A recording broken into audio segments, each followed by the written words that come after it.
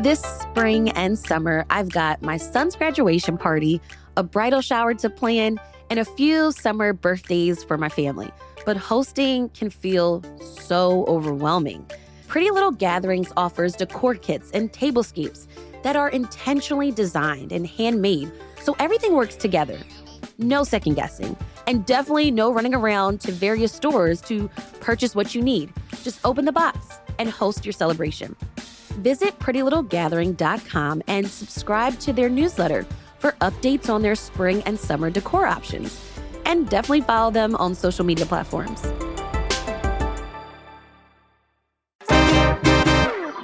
It's the Friday News Roundup. We're talking about Mayor Sherrell Parker's ambitious plan to address homelessness, plus her proposal to tax big online retailers. SEPTA's rolling out a new bus network. And District Attorney Larry Krasner's latest video, was it playful or cringy? It's Friday, March 13th. I'm Trenae Nuri, and here's what Philly's talking about.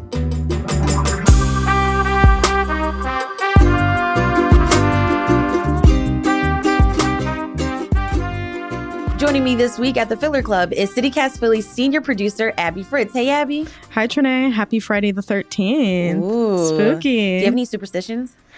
No, I don't have any superstitions, but there's only like a couple times it happens every year. So I don't know. It's just another reason to celebrate, another reason to go out and get a drink or something. Maybe it's lucky. And speaking of luck, there's a new podcast in our network called Your City Could Be Better. It's usually hosted by our CEO, David Plotz. But this week, CityCast Chicago's host, Jacoby Cochran, will be talking with CityCast DC host and executive editor, Mike Schaefer, about body cameras and collaborations between local police and federal forces in DC, and really how the city is aiming to regulate it all with a new law. And these conversations have been happening throughout our network. It's sort of like this new show where the CityCast cities can talk with one another and figure out what ways we can make our cities better. And it's cool because it really is very clear with these conversations how applicable issues are across the country. Like we were just talking with our politics contributor, Lauren Vitas, on Wednesday about how Philly is trying to formally limit collaboration between the city and ICE. So like we're all dealing with the same issues and we could get more ideas of how to make ourselves better through this. It's been a busy week in City Hall this week because Mayor Sherrell Parker outlined her third city budget on Thursday. It's a proposed plan of nearly $7 billion. She's got some very interesting ideas for the city in tackling some really important issues like homelessness and drug addiction treatment and crime.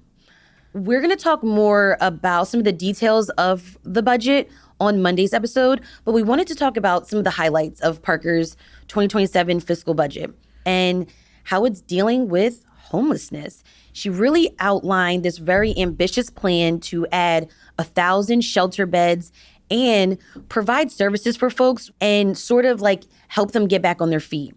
Here's Mayor Parker. We are proposing a 2% increase in the hotel tax beginning in August. This would generate an additional $20 million annually to support these efforts. And listen, we will work with all of our partners at every level of government to pass the legislation needed to enact this hotel tax and to help our fellow Philadelphians live with safety and dignity. Yeah, I mean, well, it's an interesting idea the way she's proposing to fund these 1,000 shelter beds. She's increasing an already existing hotel tax. Which I find almost a little like symbolic, like I see where you're getting. You know at. what I Yeah. mean? Like the hotels, people come to visit, people who are not from here use these spaces as temporary shelter, and using that to like house people that are living in our city and might need some help, I think is really poetic. We did get a preview of the budget on Wednesday night, and we learned that the state still would need to authorize this tax. Yeah, it would be a 2% increase, but it could get held up in Harrisburg in the long run if they decide they're not for it. Also, it wouldn't go into effect until August. So any of the 250th celebrations And the FIFA World Cup. Yep. Everything like that, this would kind of miss that influx. What I see in all of this is that Parker is making a commitment to some of the most vulnerable Philadelphians. And we've already seen her roll out sort of her plan for the home initiative to build and preserve 30,000 units of housing. And this now being like the halfway point of her term, of her first term at least, we are seeing the mayor kind of continue to make this commitment, this goal to find ways to connect Philadelphians across the city to resources. And we already know from reports that the homeless population is very vulnerable. It's very hard to track down this population because some people are couch surfing where they're going from house to house. They're staying with family members. And some folks are in the streets. And sometimes in the city, there are, certain restrictions for folks to get into a proper shelter. Yeah. And so creating this plan to add 1,000 beds, I mean, you would still need to figure out like where these beds would be held, who would be running this, that sort of thing. But in the meantime, what I feel like this shows us is that Parker is committed to getting folks at least some type of housing, temporary housing, even in the home initiative, long-term housing. And now there's a clear funding source. Yeah. Another highlight in this budget was what Parker is calling the city's wellness ecosystem. And this is really in how the city would fund and support drug treatment services, specifically at Riverview Wellness Village and Philly Home at Girard. I think the great thing about this, too, is that none of these funds for this project are coming from tax dollars. So we don't have to worry about it as a city because all of it's coming from the opioid settlement money that we've gotten from companies that were taken to court for their part in the opioid crisis, and they lost their cases. So now they're paying damages to cities like Philadelphia. Hey, I will take it. I think this is a wonderful way to reinvest this money. I'm so glad it's going to causes like this, and I think that's exactly how they need to be spending it. And part of the context that we'll talk more about on Monday is the city is in a very interesting financial position right now because we had to legally use all of the COVID pandemic relief funds that we were getting from the federal government. Well, now that those funds are gone, have been spent, what is the future going to look like in this climate with federal funding sometimes being stripped away?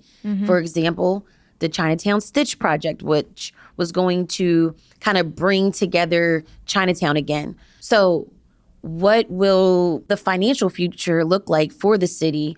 Will we continue to get federal funding? That kind of remains to be seen. Yeah. But we're going to be definitely talking about all of this in the coming weeks and months because it's budget season. Yep. And so look forward to a lot of hearings in city council over the next couple of months because they've got to make a decision for that June deadline. Yep. There was also a notable moment during the address when there was an outburst during the speech where someone was voicing a different point of view. And this is during the speech when Mayor Parker was discussing her plans for funding education like pre-K. Here's how Mayor Parker reacted to that outburst. The partnership with the School District of Philadelphia. Listen, you all. We're Philadelphia. This is the birthplace of democracy. If anybody has to be patient when somebody's trying to express what they feel, Philadelphians should be sensitive to it. So let's be patient and let the brother have his time. I don't know. This was kind of low-key rude. I mean, there was time and space for public comment before the address.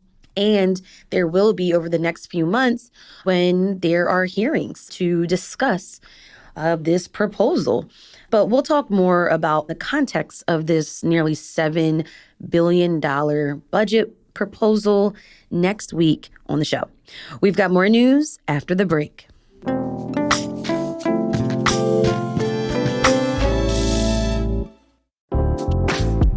Hi, I'm David Plotz. I'm the CEO of CityCast, a podcast network that includes this show you're listening to, and also 12 other CityCasts in 12 other cities. And each one knows their city as well as your local team knows yours. So isn't it time we connected them? Don't you want to know how they're tackling their bike lane problems and housing challenges and sidewalk dog poop crises? That's why I'm hosting a new podcast called Your City Could Be Better. Because it could be. Every week, I'll chat with a different host in our CityCast network about what their cities are doing right and wrong, the weird things they're trying, and the surprising successes, so that we can all learn how to make our cities a little bit better. Listen to Your City Could Be Better on YouTube or wherever you get your podcasts. Trinae, we were on the way to City Hall on Wednesday when you texted me that the subway was on fire. Yes. There were so many fire trucks near 15th and Market Streets. And it was also very noticeable to see all of the teenagers that were out because people were stranded because they couldn't get on the L train. 6ABC reported that a transformer down in the L blew and forced power to be cut. Broad Street lines kept operating, but they were skipping the City Hall station stop. No injuries were reported. Yeah, it was crazy being there like when it was essentially happening. We were getting there around like 4. And as I got closer to City Hall, I could like smell the burning. I could hear all the fire trucks. I could see all the people on the street. Well, it actually happened as the kids were getting out of school around 3. And as you know, like kids travel all over the city to get to school. Yeah. And it happened just before like adult workers or commuters needed to take the sub to get home. But officials were blocking those entrances to the City Hall station. And then there were shuttle buses. But it was just so many people. I think like I overheard people saying like, we're just going to walk it. We're just, we're going to call an Uber. But I'm sure those surges were insane. Yeah. I mean, if you could even get there, like you probably had to walk somewhere else to like catch any sort of rideshare. Right. Luckily, service did come back pretty quick. Even by the time I was walking out of there, like things were still shut down around 5:45, 6. But it seems like the L was back in service within hours. It seems like it was identified and taken care of fairly quickly given the circumstances. It also kind of showed me how vulnerable the system is in the way that so many people rely on SEPTA. Yeah.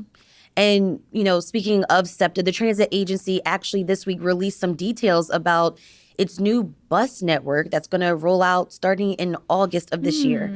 And this is going to be happening in phases. And you might remember, if you're a commuter or a transit nerd, you might remember this idea of the bus revolution, which was the transit agency's first ever redesign of SEPTA's bus network. And that was meant to be rolled out in 2025, but all the issues with the state's budget last year put it on pause. Oh my God. Yeah.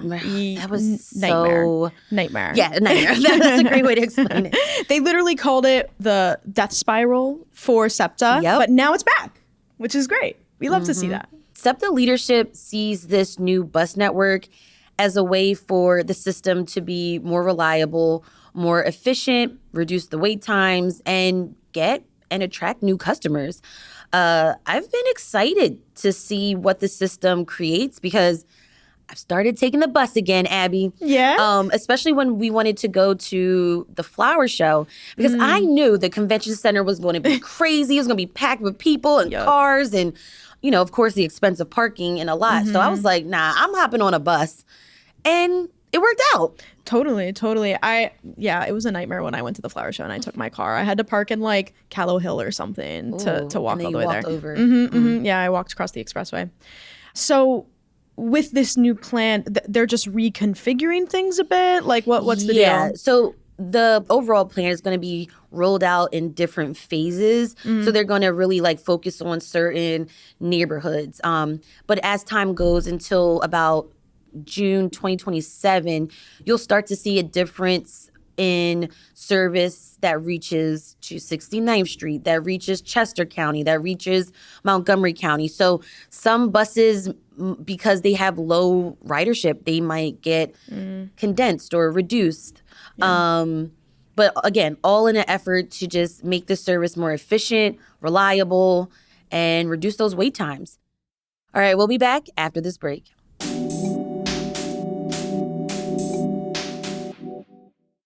It was nice this week, in the beginning of the week, before we got all this rain, but it was so nice outside. How did you enjoy the weather? I'm like definitely in the mood for spring. This weekend, I took a trip out to Nakamixon Park. It's like an hour outside of the city. I went on a little bike ride. They have some cool bike paths.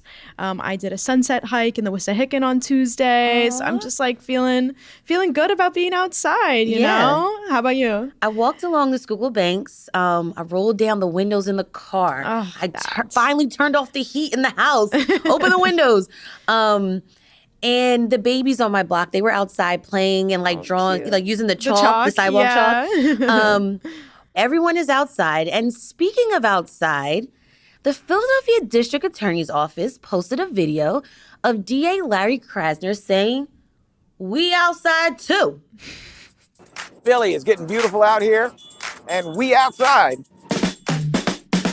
Almost everybody in Philly knows what that means. But for some of my friends from, I don't know, Chestnut Hill, Rittenhouse Square, a couple of you who might not know what that means, let me just say that means we are out in the community, we are connected, we are enjoying the day, and we're doing positive things in a positive way. That's the good news. Here's the other side. We have had a few incidents recently that are troubling, even though we do see crime down for 5 straight years. We've had a couple incidents that are troubling. We're not going to have retaliation on the street. We're not going to have violence on the street. We're not going to have people out there to do things to their neighbors. We're not going to have it. And if we have it, then you're going to have to go inside, because that is my job. Who told him it was okay to talk like that? Why did he think this would gain him some like clout or something? It's just a weird thing to do, in my opinion. Okay, so here's the thing. I think that his team saw this as a clever way of, you know, using social media. I mean, like, we've seen politicians, we've seen companies kind of like use slang or like, you know, different ways of how we, like, everyday people communicate to each other. Yeah. We've seen that before. But I think that his team probably thought, you know what, this is a clever way of reminding Philadelphians to stay safe when experiencing these really nice days out. Because historically, when it gets warm outside in Philly, that's when crime would go up throughout the city. So, and it's also definitely a way for Krasner to kind of talk his talk, especially when crime, like homicides and shootings, have gone down. And so you could attribute that to the district attorney's office, the police department, how the city overall has been helping with like violence prevention programs, all sorts of different reasons, right? Yeah. And again, we actually had this conversation this Wednesday as well. Crime numbers are going down nationally as well. But I think, you know, again, it was a way for him to kind of like talk his talk about the good things that maybe the office is doing. I'm not really sure why he decided to use that language, but I mean, we did notice it. I guess we did notice it. I will say I do want him to talk his talk, but I think the thing is it doesn't feel like his talk. And I think that's where it's like a lot of like you had that conversation with Matt, where it's like you can tell when politicians are just being themselves or when someone is being genuine. And it's like, I don't know why the DA thought that like this is a genuine message. This is a way to be like, this is how I talk. So I'm like, please, you know, I'm very happy, and I think we should celebrate that crime is at a historic low for the city. And I also appreciate that they're like, they want to bring attention to the fact that violence does get worse, and we want no violence, we want no gun violence, but maybe use your resources in a different direction. Maybe not to make a corny ass video that you think is going to get you some sort of like political swag with people that already like you. That's how I feel about it. Yeah, and I think also we could probably talk about this forever, but I definitely think that this is also a conversation that culturally different parts of Philadelphia talk differently to each other. And he thought that, you know, this was a way I could use some language that I normally, like you were saying, like I normally would not use, because I doubt it if he's talking like this in court. Or to his friends. There's no way. Like, you know what I mean? I have no, I just can't imagine. Like, no, dude. No, there's no. no It's okay. way. You don't have to talk like that. I promise you. Yeah. Anyway, Okay. let's move on. Yeah.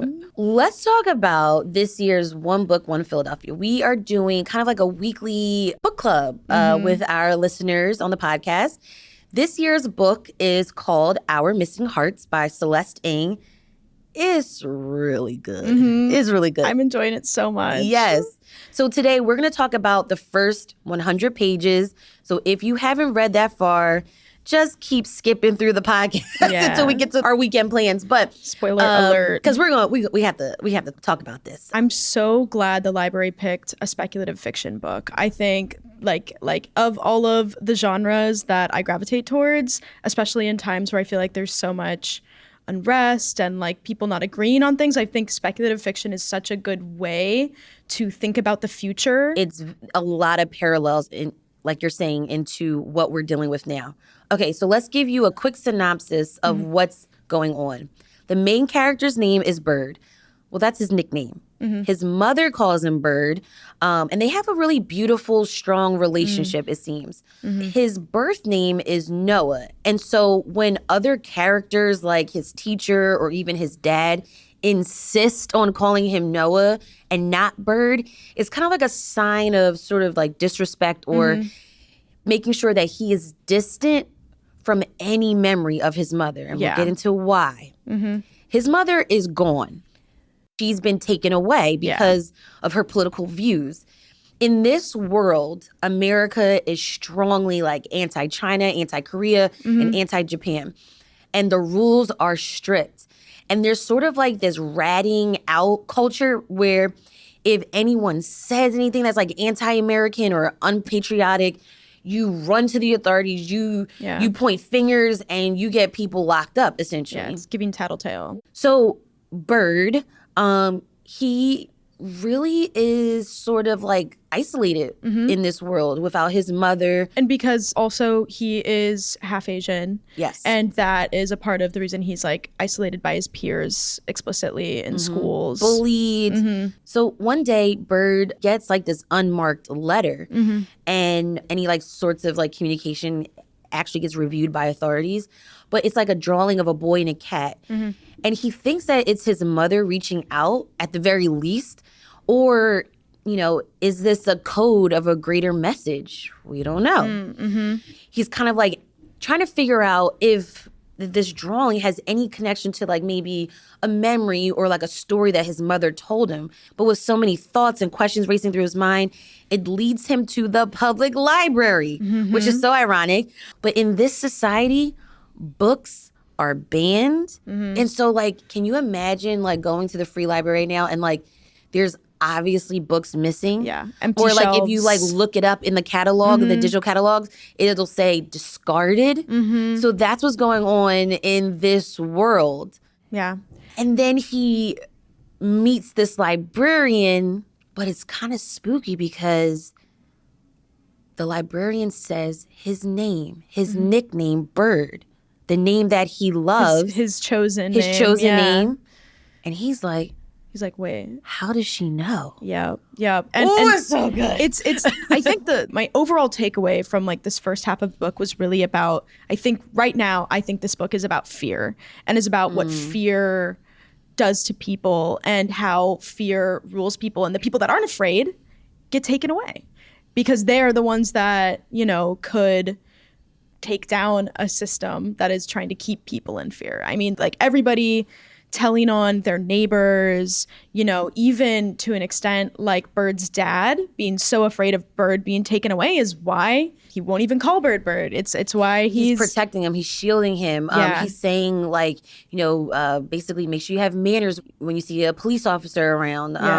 Kind of keep your head down. Go these routes home. It's keeping everyone in line, like this fear, this potential for something bad to happen to you. Also, you know, it's also interesting how we're all reading this book And when we spoke with Amir from the library about kind of like how they made the decision to pick this book, and just the power of the library as also like not even just like a setting. I feel like the library is a character. And, you know, libraries are meant to be a place of research and knowledge sharing and thoughts and challenging thoughts and conversations and fun.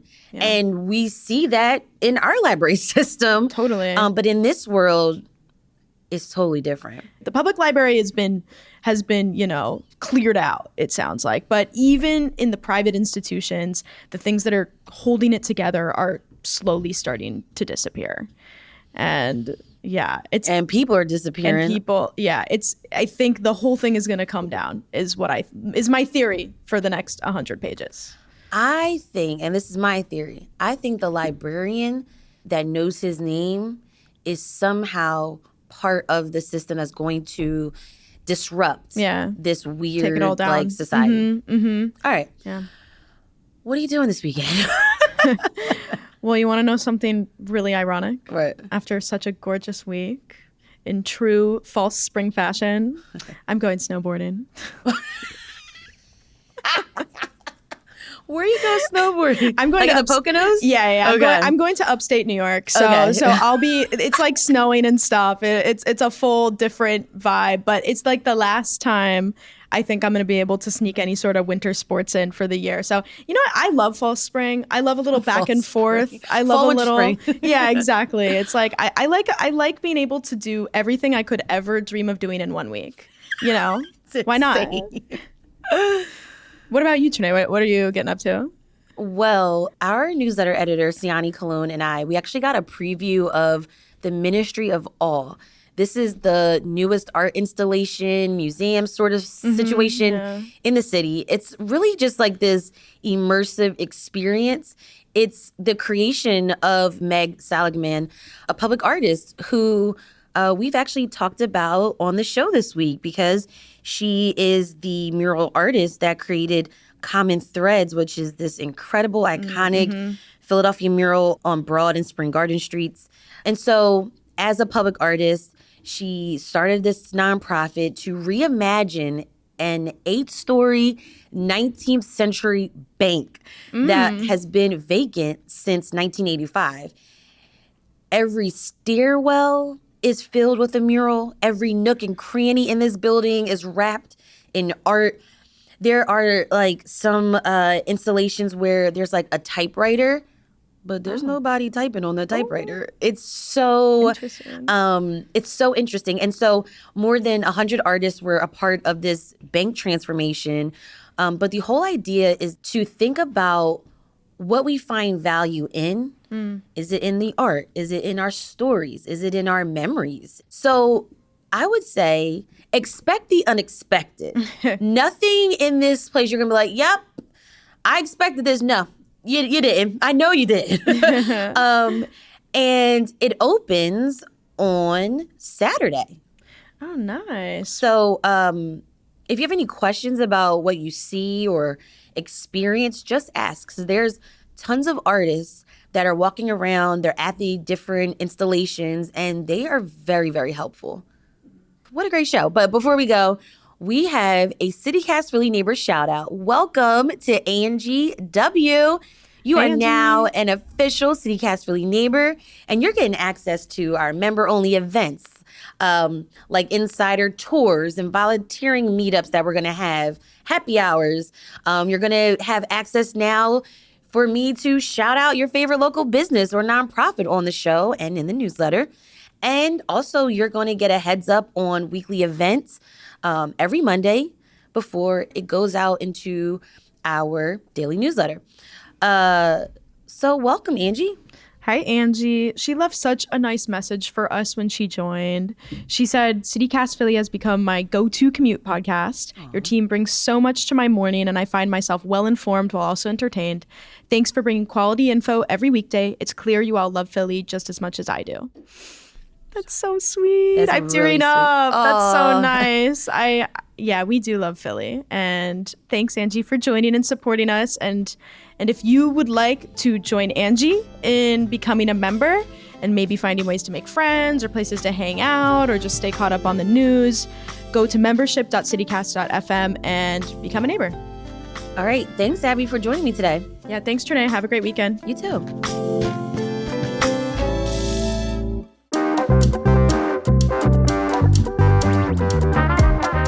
That's all for today here on CityCast Philly. Our executive producer is Matt Katz. Our senior producer is Abby Fritz. Our producer is Emma Talkoff.